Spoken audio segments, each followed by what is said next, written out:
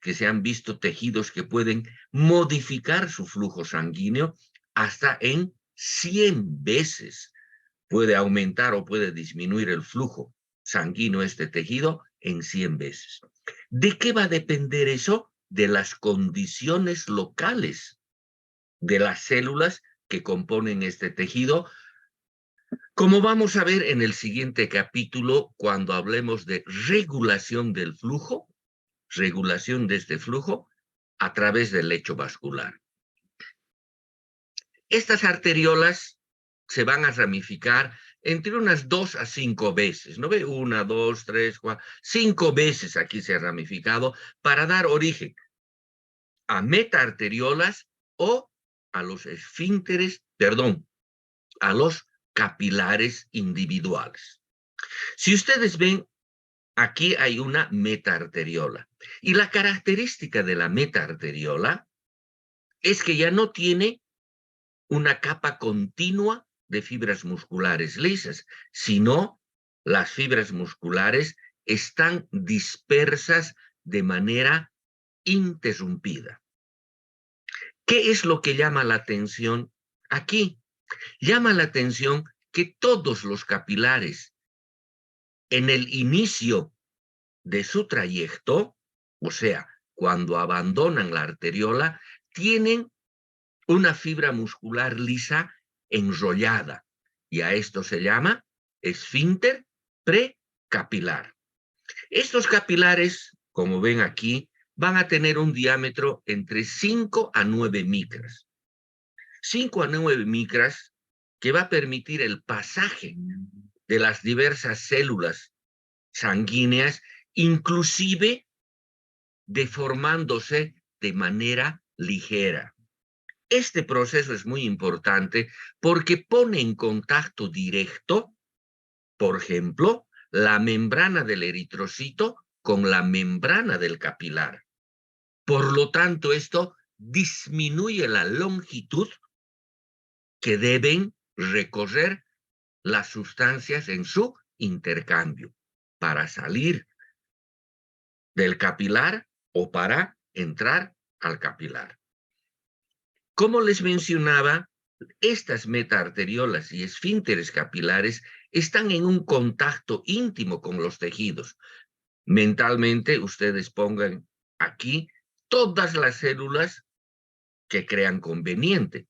Estos espacios están llenos de células. Por lo tanto, estos vasos terminales están en contacto con el medio tisular. Y es las condiciones de este medio tisular las que van a modificar el flujo sanguíneo a través de este territorio.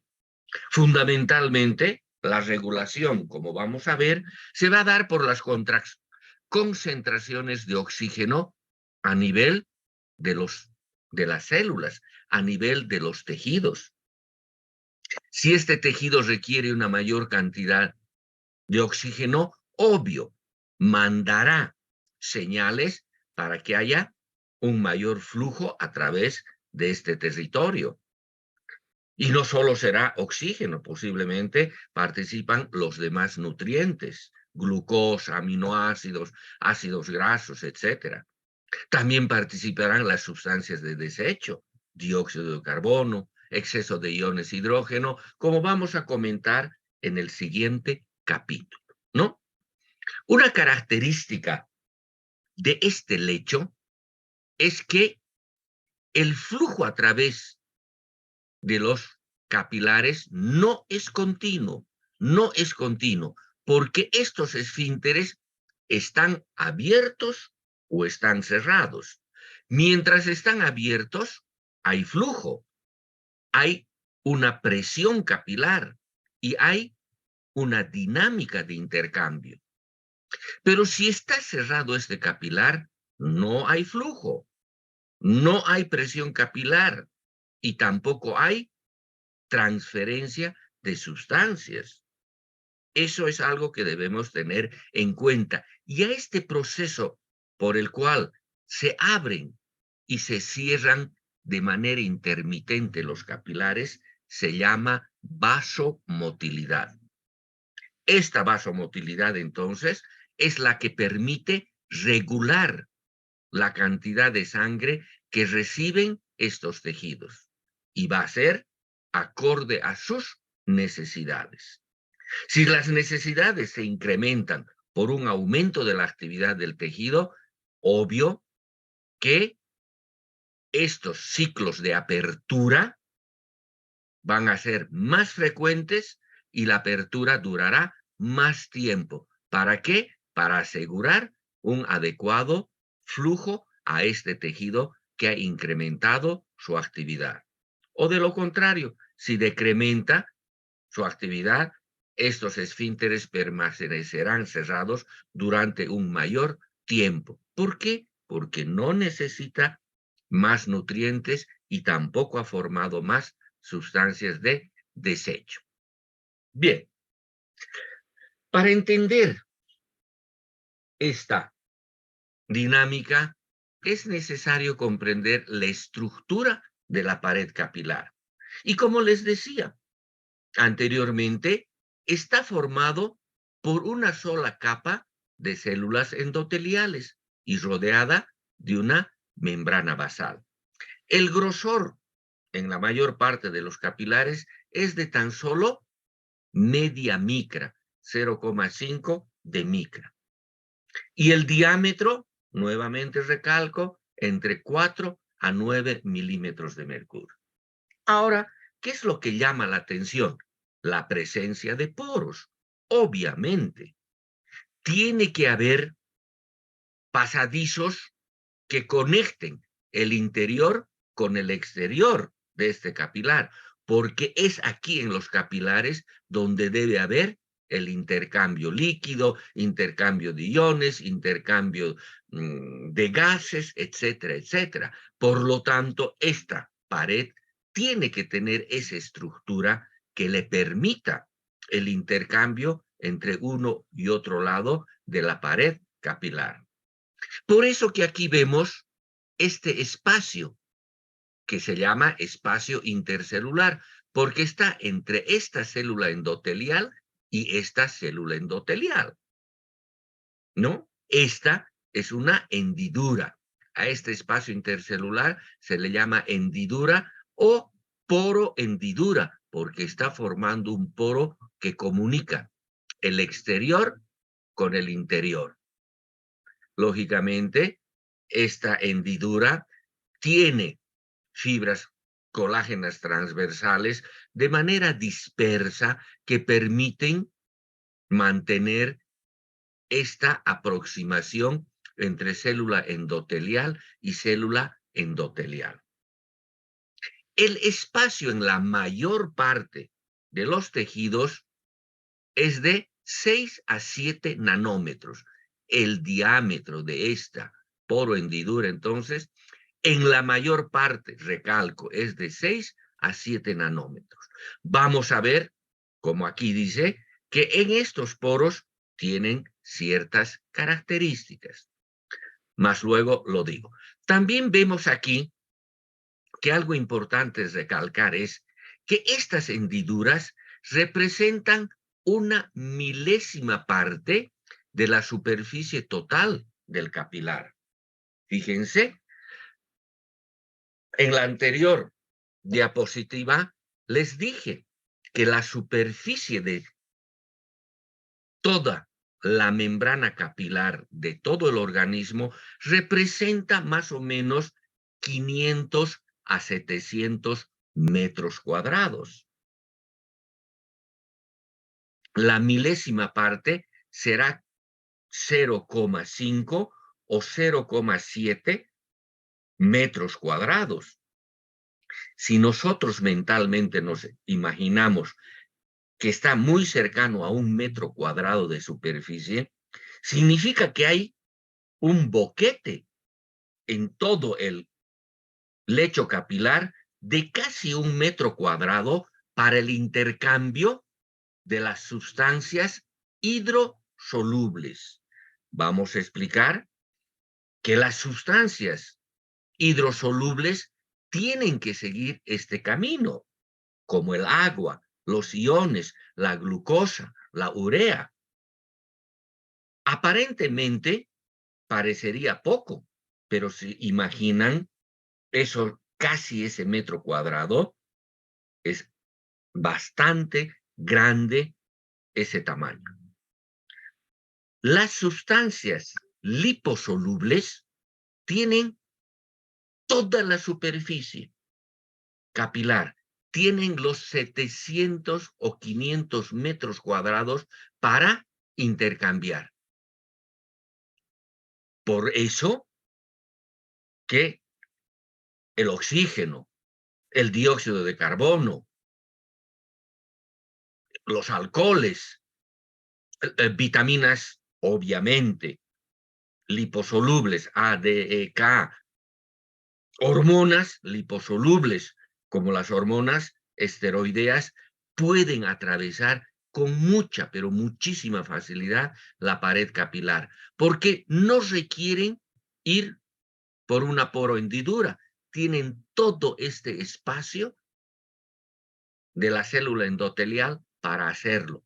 ¿Por qué? Porque son liposolubles. También llama la atención en esta estructura que tiene gran cantidad de vesículas de plasmalema. ¿No ve? Son vesículas que captan o líquido plasmático o líquido intracelular, y a través de los procesos de endocitosis, más específicamente procesos de transitosis que sirven para llevar macromoléculas, como por ejemplo algunas proteínas, ¿no? De esa manera se va a producir este pasaje. Posiblemente muchas de estas vesículas confluyen formando un canal vesicular. No se conoce exactamente cuál la magnitud de intercambio que ocurre en estos canales vesiculares y si realmente son funcionantes, pero de que existen, están ahí. Este valor de 6 a 7 nanómetros es muy importante tener en cuenta, porque vamos a ver que la molécula más pequeña de proteína que existe en el plasma, que es la albúmina, tiene un diámetro mayor.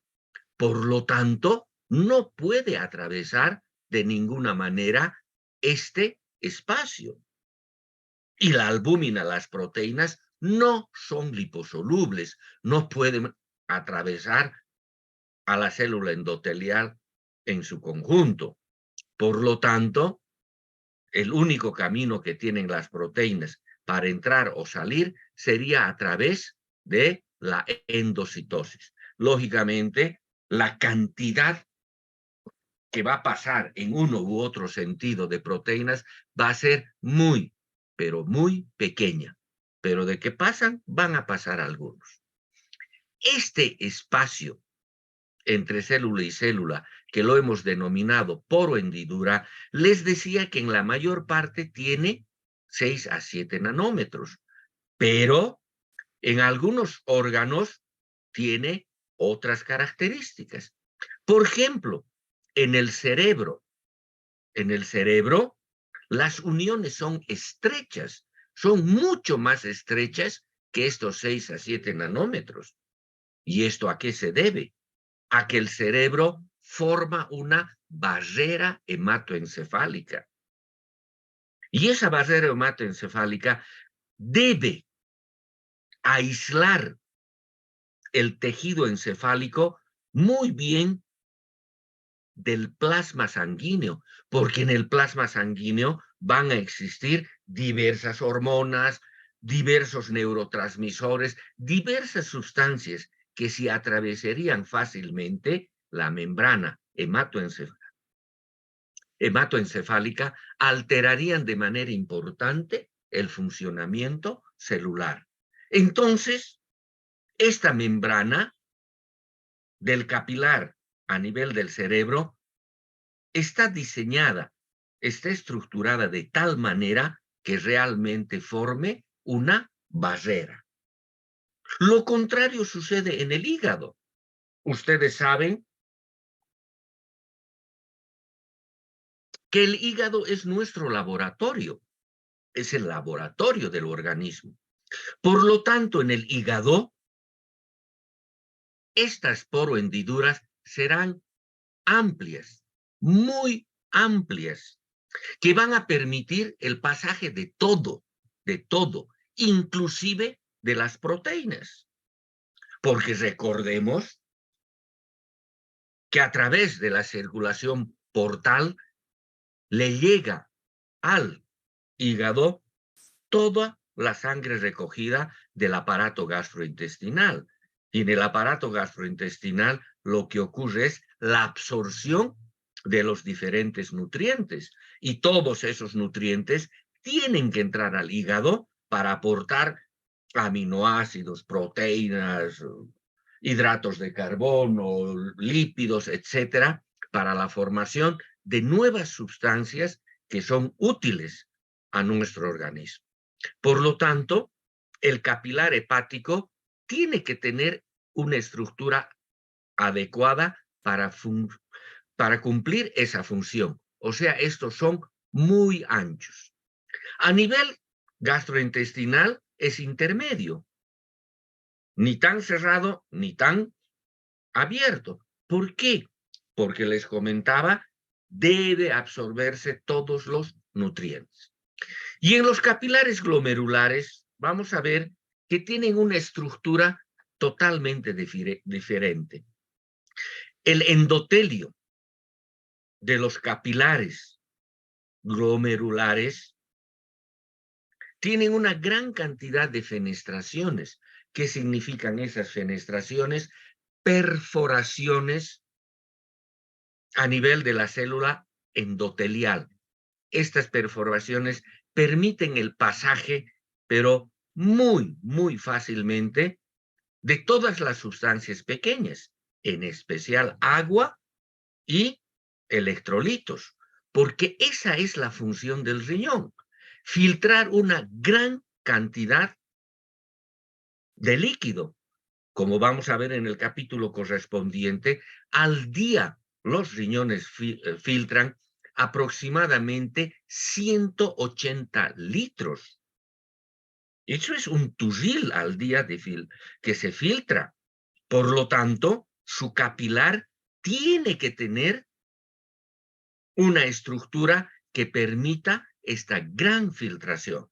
Y lógicamente después, a nivel del sistema tubular, se reabsorberá casi la totalidad de esos 180 litros, dejando tan solo en el sistema tubular renal 1,5 litros a 2 litros por día, que es lo que se transforma en orina, que nos permite la eliminación de aquellas sustancias de desecho, ¿no? Urea, creatinina, ácido úrico o excesos de sodio, cloro, potasio, etcétera, etcétera.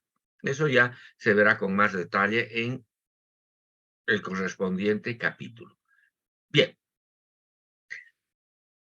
les decía que el flujo de los capilares no es continuo y que se produce de manera intermitente debido a la contracción de estas dos estructuras.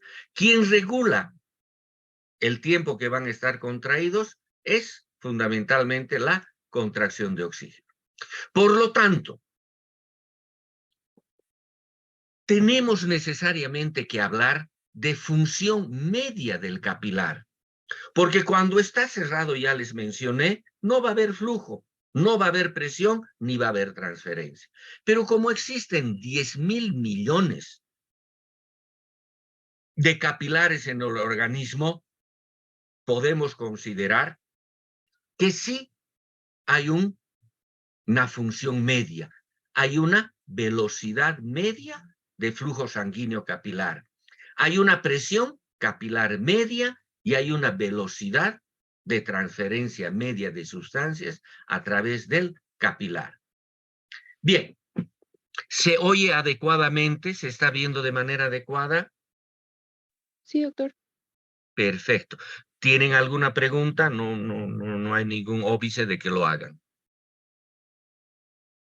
No, parece que estamos yendo de manera adecuada. Hablaremos ahora de lo que hemos mencionado al inicio, el propósito de la microcirculación.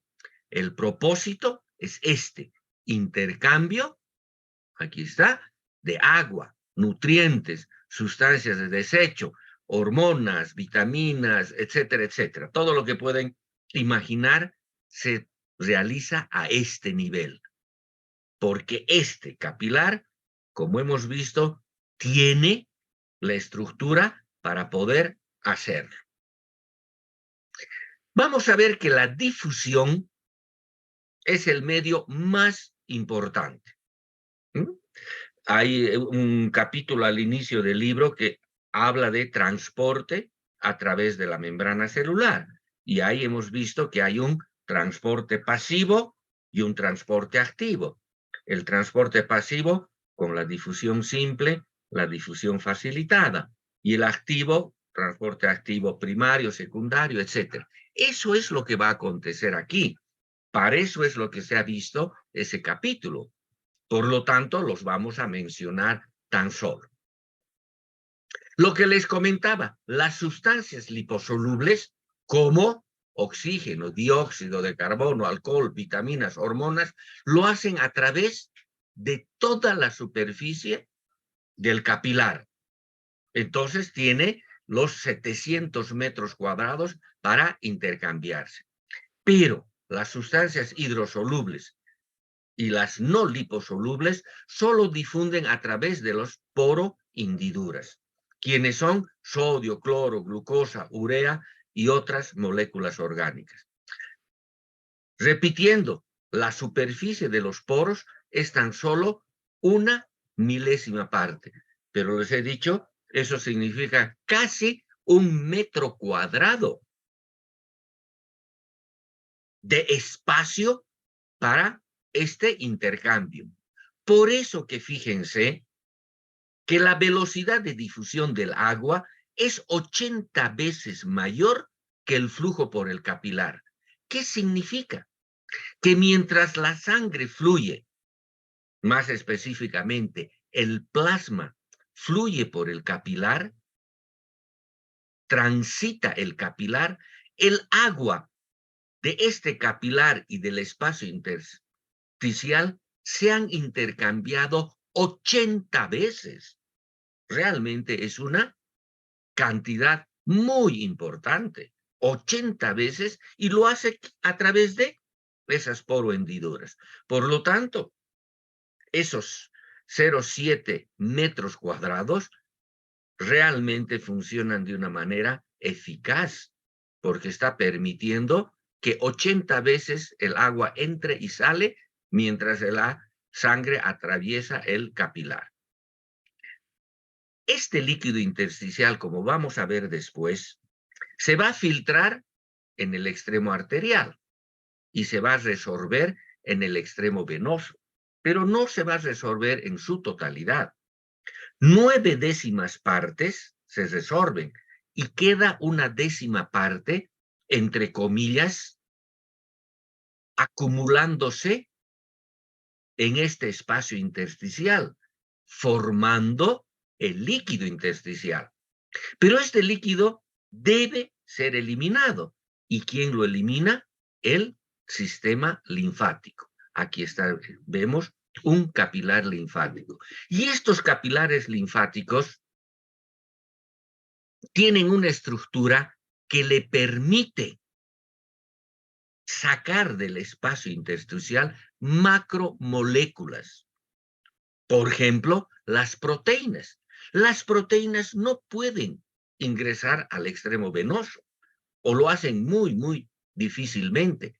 ¿Qué vía utilizan las proteínas para regresar a la circulación? La linfática. Y otras macromoléculas, restos tisulares, bacterias, parásitos, etcétera, utilizan este camino. Y como sabemos, el sistema linfático está interrumpido de manera periódica por los ganglios linfáticos. Y estos ganglios linfáticos tienen una función de limpieza, ¿no ve? Porque está metiéndose bacterias, parásitos, restos de tejido en descomposición, macromoléculas, etcétera, que van a ser limpiados por el sistema linfático. La permeabilidad para las diferentes sustancias va a depender de su peso molecular. Cuanto mayor el peso molecular, mucho menor la permeabilidad. Tomamos como referencia al agua. El agua tiene un peso molecular de 18 y tendrá la permeabilidad de 1. Es nuestro patrón, nuestra unidad. Fíjense, el cloruro de sodio es un poco mayor y su permeabilidad es de 0,96 que la del agua. Por ejemplo, la glucosa tiene 180 de peso molecular y su permeabilidad es de 0,6 que la del agua. Quiere decir que tan solo pasa la sexta parte. Y aquí vemos algo que hemos mencionado. La albúmina, la proteína más pequeña, tiene un peso molecular de 69.000. Obvio, hay una gran diferencia. Por eso que su permeabilidad es la milésima parte de la que tiene el agua. Bien, comentaba hace un momento que la difusión a través de la membrana del capilar es con mucho el mecanismo más importante para ese intercambio de sustancias. Y obvio, va a depender fundamentalmente la magnitud de la difusión, llamada también difusión neta, de una diferencia de concentración entre los dos lados de la membrana. Si recordamos el capítulo de transporte de sustancias a través de la membrana, la difusión, que es un transporte pasivo, la difusión neta, depende de 3 factores: diferencia de concentración, diferencia de presión y diferencia de potencial eléctrico. Aquí, fundamentalmente, como vamos a ver, va a ser de una diferencia de presión. Perdón, de una diferencia de concentración. Por ejemplo, el oxígeno. El oxígeno está en mayor concentración dentro del capilar. Por lo tanto, la tendencia es a salir del capilar hacia los tejidos. Y lo opuesto se da con el dióxido de carbono. El dióxido de carbono está en mayor concentración en los tejidos y en menor concentración en la sangre. Por lo tanto, la tendencia es a ingresar el capilar. Y como son liposolubles estas sustancias, tienen esos 500 a 700 metros de superficie para intercambiarse. Por eso que la diferencia de concentración entre ambos lados es muy pequeña. Se requieren pequeñas diferencias para que haya una difusión totalmente eficiente. Como vamos a ver después también, hay diferencia de presión que nos va a permitir la filtración del líquido a nivel del capilar. Lo repite aquí, diferencias pequeñas ya son suficientes para ese intercambio. Hablaremos ahora de lo que hemos estado mencionando en tantas oportunidades: el espacio intersticial y el líquido intersticial. Aproximadamente una sexta parte del volumen de nuestro organismo, una sexta parte, es espacio intersticial. Quiere decir el espacio que existe entre célula y célula. Y ese espacio, obvio, está lleno de un líquido que se llamará líquido intersticial. Este espacio intersticial tiene 2 tipos de fibras. Estas fibras colágenas que le dan la fuerza tensional ¿no? Aquí posiblemente deberían estar mejor mostradas, anclándose en los vasos, anclándose en las superficies celulares. Estas son también en parte las que le dan el sostén a este espacio. Pero también vemos los filamentos de proteoglicanos. Proteoglicanos que están mostrados de esta manera. Fibras enrolladas, pero tan pequeñas que no se ven en el microscopio óptico y que inclusive son muy difíciles de verlas con el microscopio electrónico, pero de que existen, existen, están aquí. Y están formadas estos filamentos de proteoglucanos en un 98% de ácido hialurónico y en un 2% por proteínas. ¿Para qué existen estos filamentos de proteoglucanos? Para atrapar el agua, porque el agua queda atrapada en estos filamentos y por lo tanto forma un gel, una gelatina. Este gel va a tener la misma composición que el plasma, excepto las proteínas, porque sabemos que no atraviesan las proteínas el capilar o lo hacen muy difícilmente. Por lo tanto, el líquido intersticial tendrá una composición similar al plasma, solo que sin proteínas. La característica de un gel es que el líquido no va a fluir, quiere decir que no se va a mover en masa, pero sí va a difundir. Eso quiere decir que a través del movimiento browniano, de su energía cinética, las moléculas se desplazan chocando y chocando, lo que es difusión, ¿no ve? Y vamos a ver que esta difusión se hace con una facilidad del 95 al 99% de que esto fuera líquido y no gel. O sea, lo hace con una eficiencia muy importante. Aquí nosotros vamos a ver unos espacios, ¿no ve? Aquí dice vesícula de líquido libre. Y aquí debería haber estado pintado más azulito, son los riachuelos de líquido libre. Este es líquido libre, no está adosado a proteoglicano. Por lo tanto, este líquido, esta agua, puede fluir, puede fluir. Pero fíjense la cantidad que existe, es menos del 1%. Por lo tanto, menos del 1% del líquido que esté en el espacio intersticial puede fluir. Más del 99% debe necesariamente difundir. Obviamente, el que esté en forma de gel permite que el líquido se quede en estos lugares, porque si fluiría, tendría que ir a favor de la gravedad.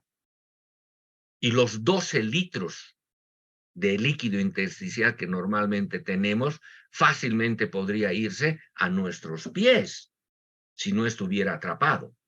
Vamos a ver que cuando existe un desequilibrio a nivel de la membrana capilar que permite el pasaje en exceso de agua, este líquido, esta agua, se va a acumular en estas vesículas o en estos riachuelos. Y como puede fluir, va a ir a las posiciones en descendiente. Eso significa que se va a presentar edema, un edema que todos nosotros, creo, conocemos o hemos visto en alguna ocasión. Bien, aquí. ¿Cuáles son las... ¿Cómo puedo hacer desaparecer? No, esta parte que me está tapando el título. Bueno, el título dice que la filtración a través de los capilares.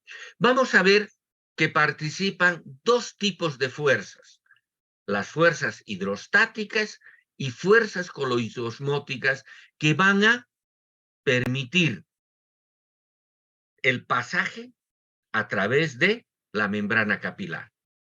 En primer lugar, tenemos una presión capilar, que es una presión hidrostática. Como ven aquí, es una fuerza que tiende a sacar líquido del capilar. Y tenemos una presión de líquido intersticial, que también es una presión hidrostática. Si esta presión de líquido intersticial es positiva, como muestra la flechita, ingresará líquido al capilar. Pero vamos a ver que normalmente en todos los espacios intersticiales del organismo, esta presión de líquido intersticial es negativa. Por lo tanto, esta flecha tiene que estar en sentido opuesto. Quiere decir que gracias a la presión negativa sale, extrae líquido del capilar al espacio intersticial. Las otras son presiones coloidosmóticas. La primera, la presión coloidosmótica del plasma. Presión coloidosmótica del plasma, obviamente, ejercida por las proteínas. Porque, si recordamos nuevamente los primeros capítulos de fisiología, vamos a ver y recordar que solo aquellas partículas que no pueden atravesar una membrana ejercen presión osmótica. Y vemos en reiteradas oportunidades ya que las proteínas no abandonan fácilmente el capilar. Por lo tanto, esas proteínas se convierten en partículas osmóticamente activas que generan esta presión. El líquido intersticial también contiene proteínas. El líquido intersticial también contiene proteínas. Por lo tanto, también generará una presión coloidosmótica. Y esta presión coloidosmótica tendrá tendencia a sacar líquido del capilar. Esta plasmática tiene tendencia a meter líquido dentro del capilar. Veremos muy someramente cada una de ellas, ¿no? En su interaccionar. Cuando la suma de estas fuerzas, de estas cuatro fuerzas, es positiva, habrá una filtración, como les mencioné, en el extremo arterial del capilar.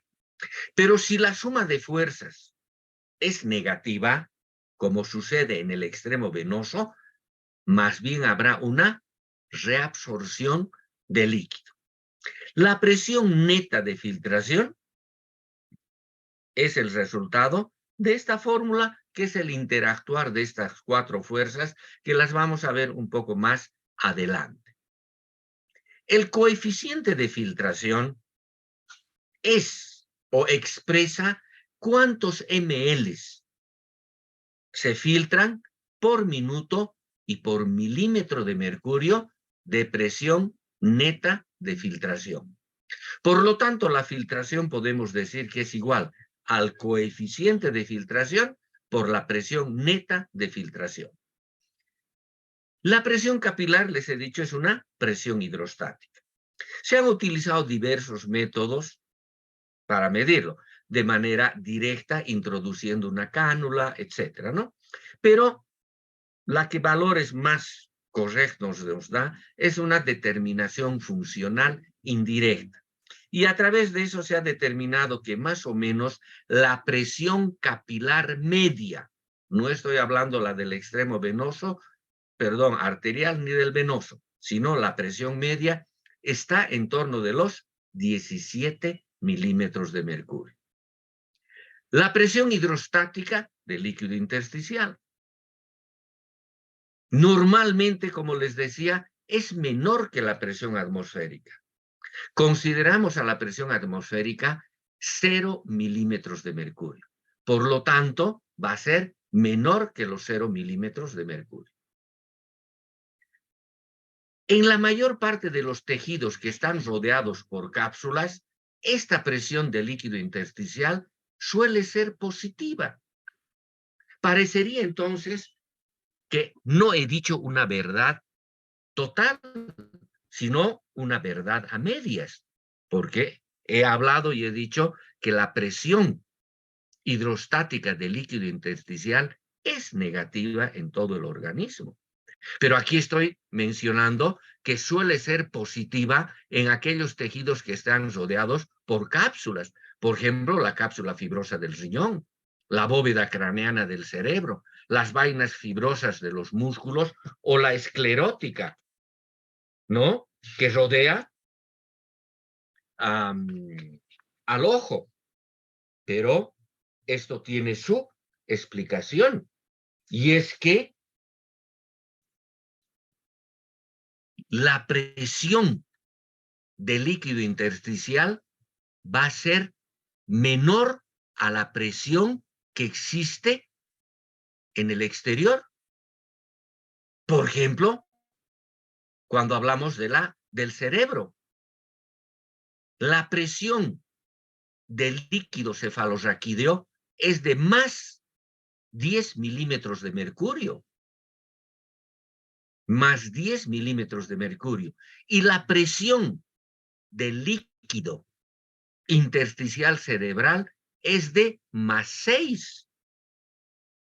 Por lo tanto, por fuera tenemos 10 y por dentro tenemos 6. ¿Eso qué significa? Que es más negativa que su entorno. Y se aplica a todos estos órganos. Por eso decimos es negativo. Y podemos reafirmar esto cuando se han medido las presiones a nivel de estos espacios virtuales que existen en el organismo. Por ejemplo, el espacio entre las pleuras es de menos 8 milímetros de mercurio. El espacio sinovial articular, menos 4 a menos 6. El epidural, menos 4 a menos 6 milímetros de mercurio. Esto significa una presión de absorción. Presión negativa significa presión de absorción, ¿no? Por lo tanto, resumiendo, podemos decir que la presión es negativa del líquido intersticial, especialmente, por ejemplo, en el subcutáneo, debe ser subatmosférica. Y en promedio para todo el organismo, damos este valor de menos 3 milímetros de mercurio de presión. ¿Quién genera esta presión negativa? Es el sistema linfático, como vamos a ver a posteriori. Es gracias al sistema linfático que los espacios intersticiales son más negativos que sus entornos. Aquí está. Es este sistema linfático. ¿Y quién lo causa? Una bomba. ¿Y qué es una bomba? Algo que aspira. Y entonces, este sistema elimina el líquido, exceso de moléculas proteicas, restos celulares, bacterias, parásitos, como ya les comenté anteriormente. Hablaremos de la presión coloidosmótica del plasma, la otra fuerza. La presión coloidosmótica, repito, está dada por moléculas o iones que no atraviesan los poros de la membrana. Esta presión coloidosmótica, llamada también presión osmótica, fundamentalmente está dada por las proteínas, hemos dicho, ¿no? Y su valor es 28 milímetros de mercurio. Pero si analizamos y tomamos el número de las proteínas existentes en el plasma, solo nos explican que generaría 19 milímetros de mercurio. Para completar 28, nos faltan 9 milímetros de mercurio. Quien nos da estos otros 9 milímetros de mercurio son los cationes atrapados por las proteínas, porque sabemos que las proteínas tienen carga negativa y por lo tanto capturan, secuestran a iones con carga positiva, fundamentalmente el sodio, pero también algunos como el potasio, el calcio, etc. Y los vuelven en sustancias, en partículas, perdón, osmóticamente activas. porque ahora esa cantidad de iones no puede abandonar el capilar, porque está atrapada por las proteínas. A esto se llama el efecto de Donan, que nos da 9 milímetros, por lo tanto la presión coloidosmótica del plasma es de 28.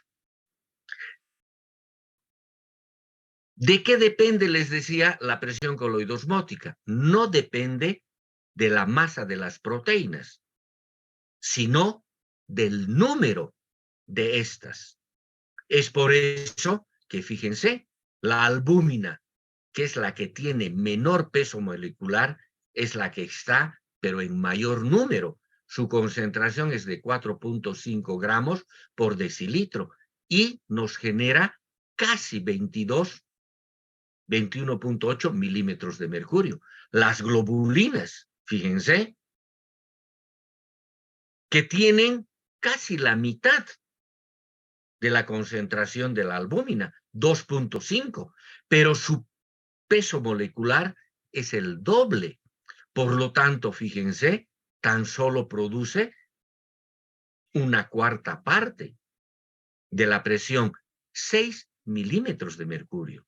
Porque ¿qué le perjudica? Su gran peso molecular, que disminuye el número de partículas osmóticamente activas. Y ni qué hablar del fibrinógeno, 400.000 de peso molecular, 0,3 tan solo su concentración y su participación, fíjense, ínfima respecto a estos 28 milímetros de mercurio. La concentración de total de proteínas en el líquido plasmático es de 7.3 gramos por decilitro. Viendo estas cifras, podemos decir que el 80% de la presión coloidosmótica está dada por la albúmina y el 20% restante fundamentalmente por las globulinas y casi nada por el fibrinógeno. Exactamente el mismo análisis debemos hacer con la presión coloidosmótica del líquido intersticial. En el líquido intersticial hay proteínas, porque hemos mencionado que aunque lo hacen muy difícilmente, sí salen proteínas hacia el espacio intersticial. ¿Cuánto tenemos de líquido intersticial?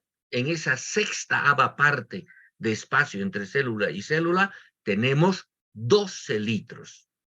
Por lo tanto, podemos ver que a pesar de que la concentración en promedio de líquido intersticial en proteínas es de 3 gramos, pero en estos 12 litros va a haber inclusive más proteínas que en el plasma, porque el plasma solo son 3 litros.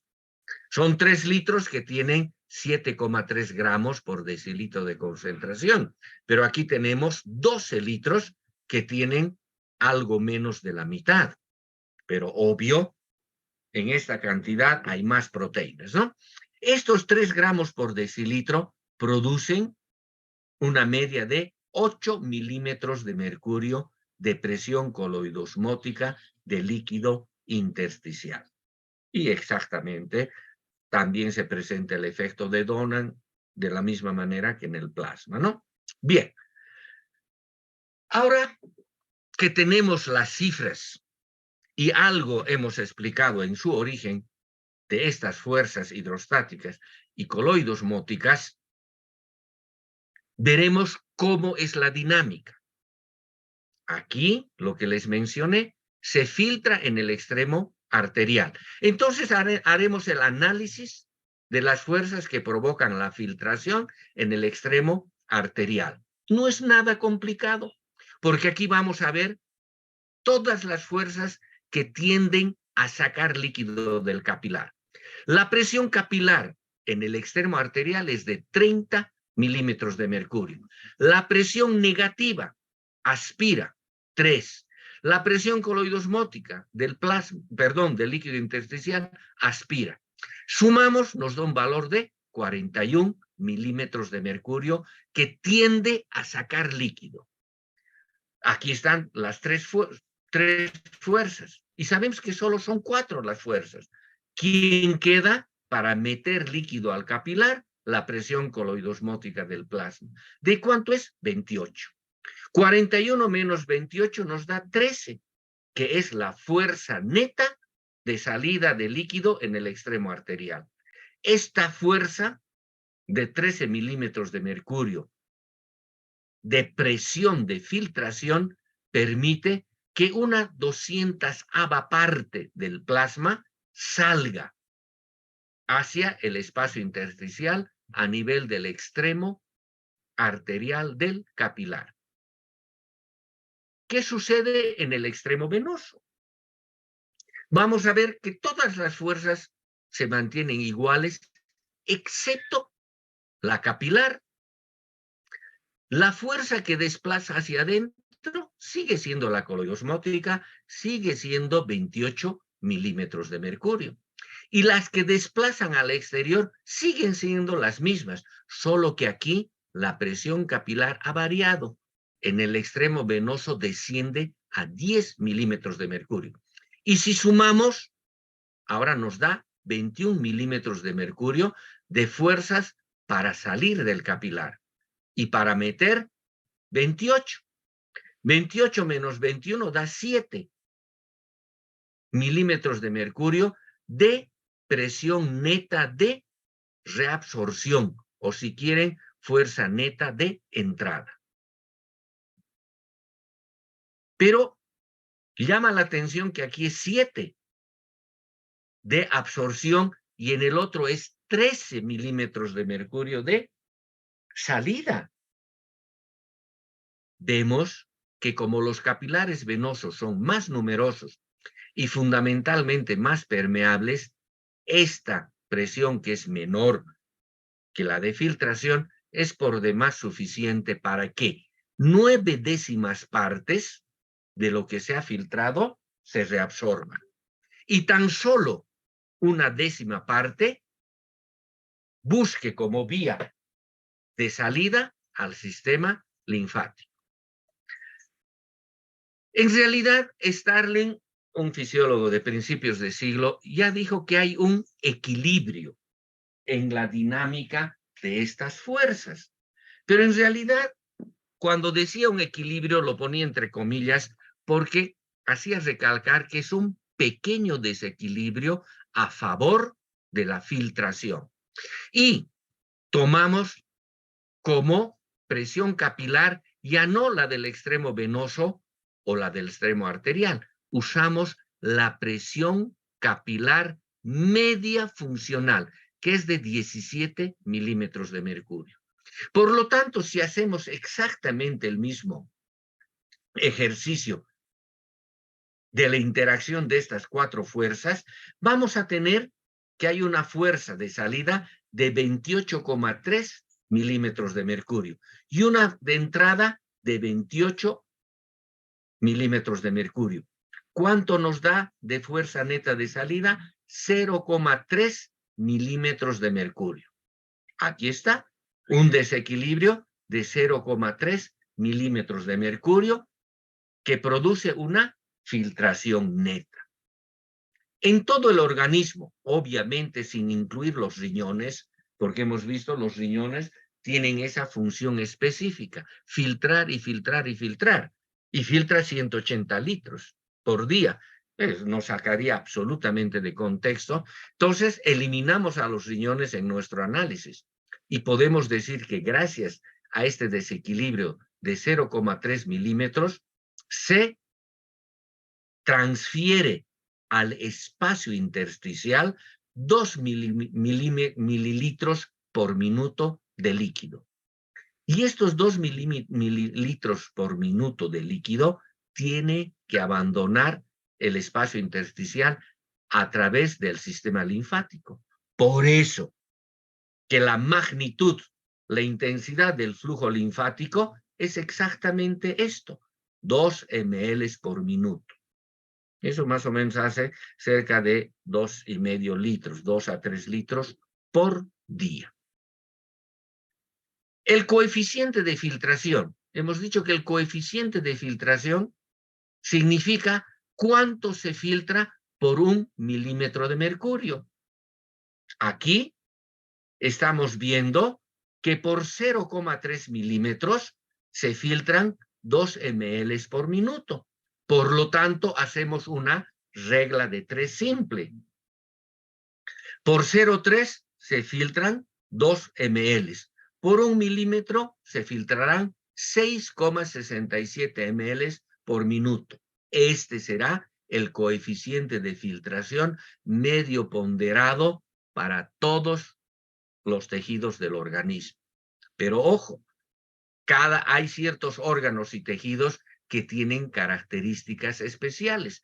Por lo tanto, este coeficiente puede variar, como dice, hasta más de 100 veces en distintos tejidos.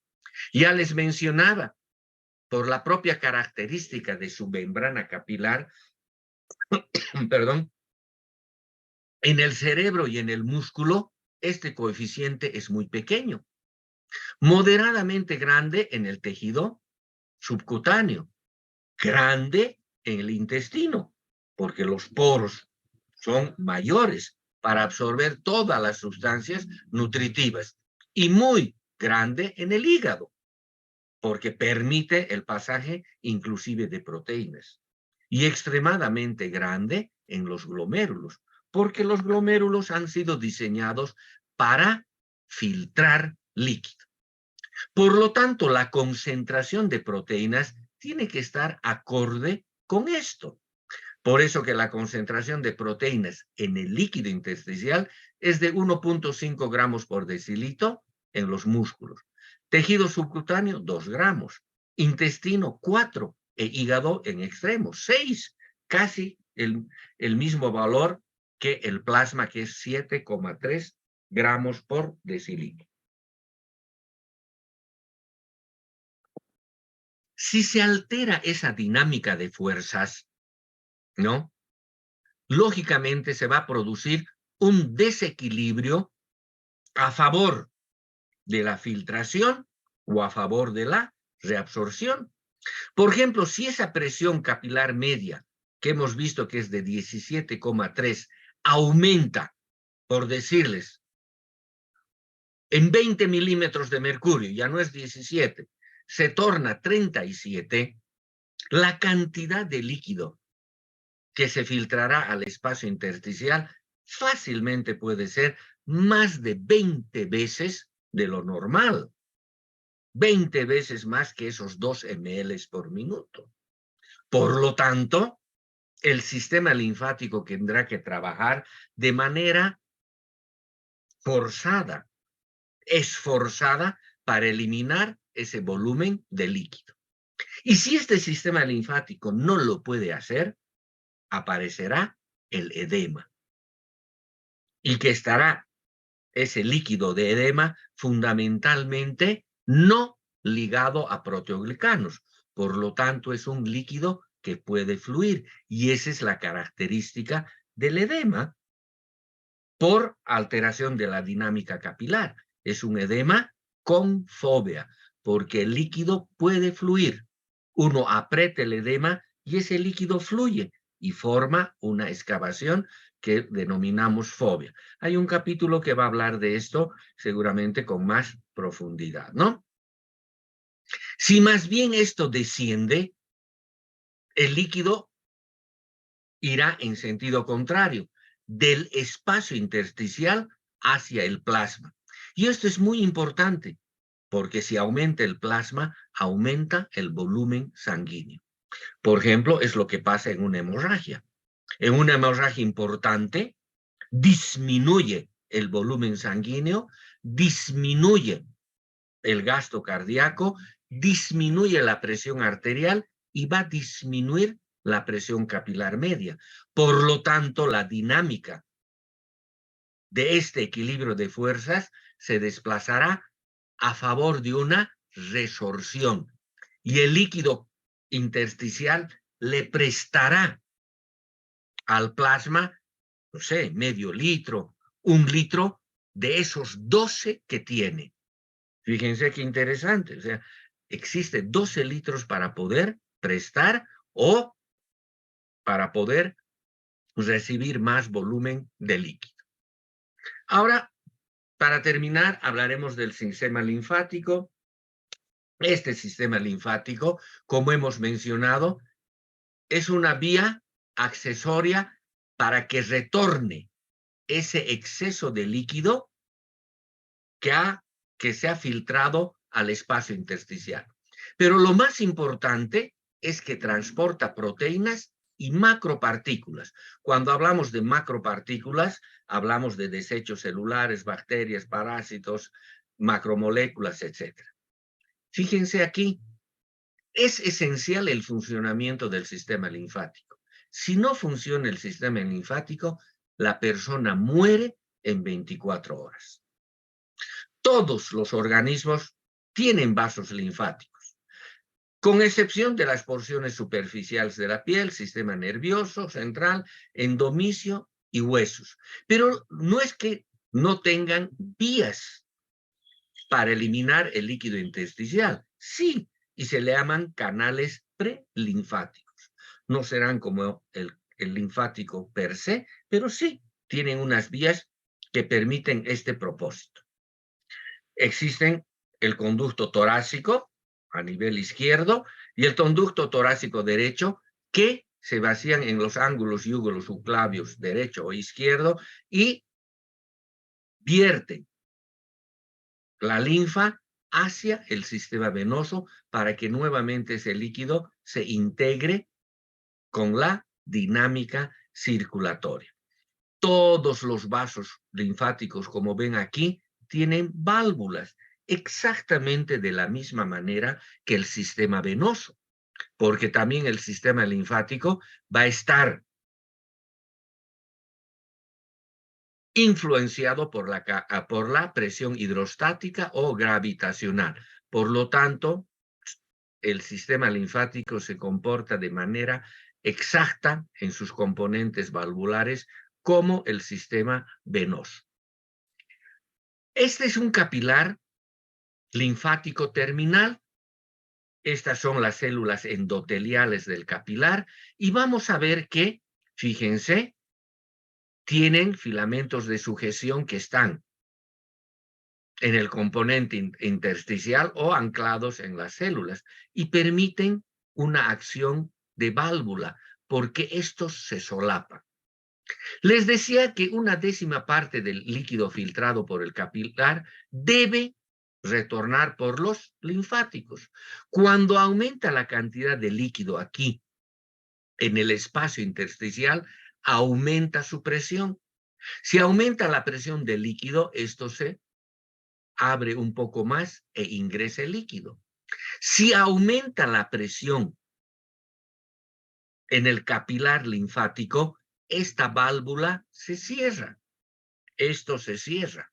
Y estas células endoteliales linfáticas tienen proteínas contráctiles, tienen proteínas de actomiosina, que cuando ingresa líquido aquí, se distiende un poco, de manera refleja se contrae y por lo tanto desplaza la linfa en este sentido, porque una vez aquí adentro ya deja de ser líquido intersticial, pasa a ser líquido linfático y solo tiene un nivel de dirección, un nivel centrípedo. No va a poder pasar aquí porque esto se va a cerrar y va a seguir todo su trayecto a través de los vasos que tienen válvulas. Y las válvulas están dispuestas de manera uniforme a lo largo de todo el linfático. Y cuando una porción del vaso linfático se distiende, por la naturaleza de la fibra muscular lisa, ésta se contrae y desplazará al siguiente segmento linfático. Y de esa manera es el que actúa esta bomba linfática hasta que se vacíe en el sistema venoso. Esta bomba linfática es bastante eficiente, tan así que, por ejemplo, en el conducto torácico puede generar presiones de hasta 100 milímetros de mercurio. La linfa va a tener la misma composición que el líquido intersticial en su origen. En promedio, hemos dicho, en todo el organismo, podemos decir que hay 2 gramos por decilitro, pero en el intestino hemos mencionado que puede tener 3 a 4 gramos por decilitro. En el hígado, 6 gramos por decilitro, porque los poros capilares son muy permeables, sale mucha cantidad de proteína. Además, ahora tenemos que tener en cuenta que 2/3 partes de la linfa provienen del hígado y del intestino, que fíjense, tienen concentraciones proteicas elevadas. Por eso podemos decir que la concentración de proteínas en el conducto torácico, que permite el drenaje del 80% del espacio intersticial, tendrá una concentración entre 3 a 5 gramos. El otro 20% llega por las otras vías, el conducto torácico derecho y las otras vías que hemos visto prelinfáticas, ¿no? A nivel del aparato digestivo es muy, pero muy importante el sistema linfático, porque absorbe macromoléculas, especialmente las grasas. Después de una ingesta de alimentos ricos en grasa, fácilmente la linfa del conducto torácico puede tener 1 a 2% de grasas en su contenido. Las bacterias, de sustancias de gran tamaño, como mencionamos, se destruirán en el ganglio linfático. Se forman aproximadamente 120 ml por hora, porque hemos dicho que la cantidad es de 2 ml por minuto. Si multiplicamos por 60 minutos, obvio, son los 120 ml. 100 por el conducto torácico y 20 por otros canales. La presión del líquido intersticial es el motor que mueve el flujo linfático. Esta gráfica donde nos muestra la presión del líquido intersticial en milímetros de mercurio, y aquí el flujo linfático nos explica esto. Cuando está en el rango negativo, fíjense, mientras está en el rango negativo la presión del líquido intersticial, el flujo linfático varía muy poco. Pero cuando se torna positiva, cuando es de 0 milímetros de mercurio, ya está entrando al campo positivo, fíjense, el flujo linfático aumenta fácilmente en 20 veces. Por lo tanto, cualquier factor que aumente la presión del líquido intersticial aumentará el flujo linfático. Ojo, siempre y cuando este sistema linfático esté competente, no esté destruido por parasitosis como la filariasis, por cánceres, los linfomas, etc. Tiene que estar indemne, tiene que estar funcionalmente operativo. ¿Y quiénes aumentan la presión del líquido intersticial? Una elevación de la presión capilar, un descenso de la presión coloidosmótica del plasma, un aumento de la presión coloidosmótica del líquido intersticial y el aumento de la permeabilidad capilar. Todos estos 4 factores aumentan la presión del líquido intersticial y aumentan el flujo linfático. Si han estado ustedes observando esta curva, llama la atención que aquí hay una meseta. ¿Qué significa? Que después de aproximadamente que la presión del líquido intersticial alcanza un valor de más 2 milímetros de mercurio positivo de presión del líquido intersticial, ya no puede aumentar más el flujo linfático, a pesar de que este puede aumentar progresivamente en magnitud la presión del líquido intersticial. No lo hace, ¿por qué? Porque esta presión positiva comprime los vasos linfáticos. los aplasta a estos vasos linfáticos y por lo tanto se anulan estos dos procesos. Aumento de la presión que aumenta el flujo, pero aumento de la presión que colapsa el vaso linfático. Por eso que se presenta esta meseta, que se dará en unos 24, 23 veces más lo normal. Aquí está, por compresión externa de los capilares y los vasos linfáticos. Este es lo que hemos hablado, la bomba linfática. Se llena de aquí y como tienen fibras contráctiles, se produce el bombeo. Pero además el bombeo en los vasos, aquí está ya una válvula, se va a producir de igual manera que en las venas, por las palpitaciones arteriales, por la contracción de los músculos, por la presión externa que comprime el vaso linfático y gracias a la válvula siempre va a ir en sentido central ese flujo. Un vaso linfático grande, aquí está, conducto torácico, por su accionar puede generar presiones de hasta 50 a 100 milímetros de mercurio. Este bombeo, repito, contracción de músculos esqueléticos circundantes, movimiento de las partes del cuerpo, pulsaciones de las arterias adyacentes a los linfáticos, compresión de los tejidos por tejidos, compresión de los tejidos por objetos situados fuera del cuerpo. Durante el ejercicio se torna muy activo este bombeo y puede aumentar el flujo linfático 10 hasta 30 veces, que en estado de reposo. Durante un reposo importante, el flujo linfático disminuye de manera importante. Por lo tanto, podemos resumir diciendo que los factores que determinan el flujo linfático son dos, no hay más. La presión del líquido intersticial, pero que hemos visto que puede ser influido por esos 4 factores, ¿no ve? Presión del líquido intersticial, los voy a mostrar nuevamente, aquí está. Elevación de la presión capilar, descenso de la presión coloidosmótica, del plasma, aumento de la presión coloidosmótica del líquido intersticial y aumento de la permeabilidad.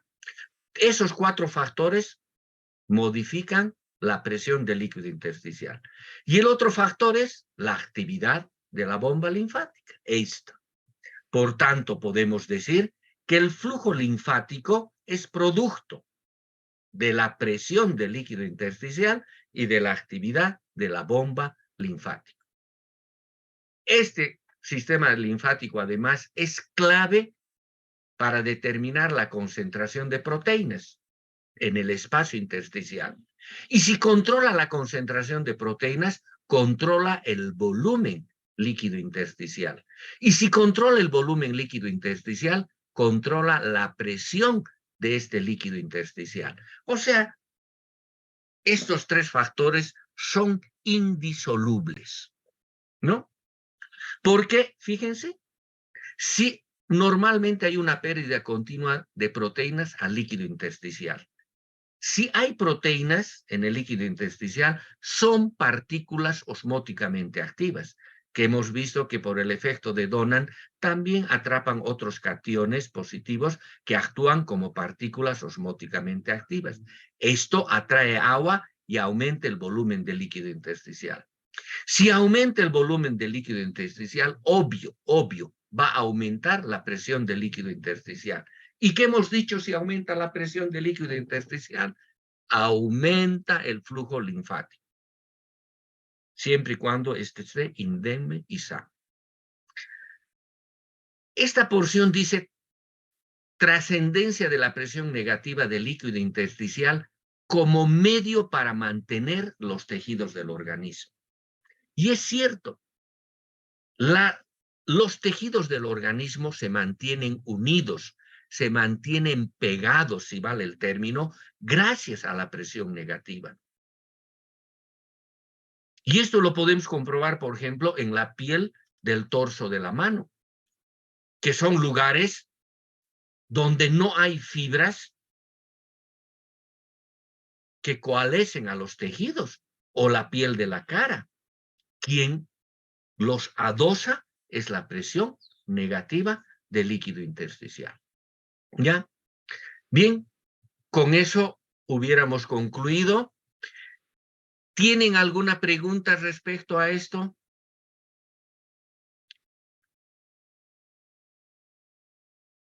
¿Algo que quieran aclarar? ¿Está correcto? Hola, ¿se oyó bien? Sí, doctor. Yo. Muy bien. Entonces nos vamos a ver el lunes con el siguiente capítulo. Tengan un buen fin de semana largo. Lean alguito, estudien algo, pero también aprovechen para descansar y tener una buena Semana Santa. Pásenla bien. Hasta luego.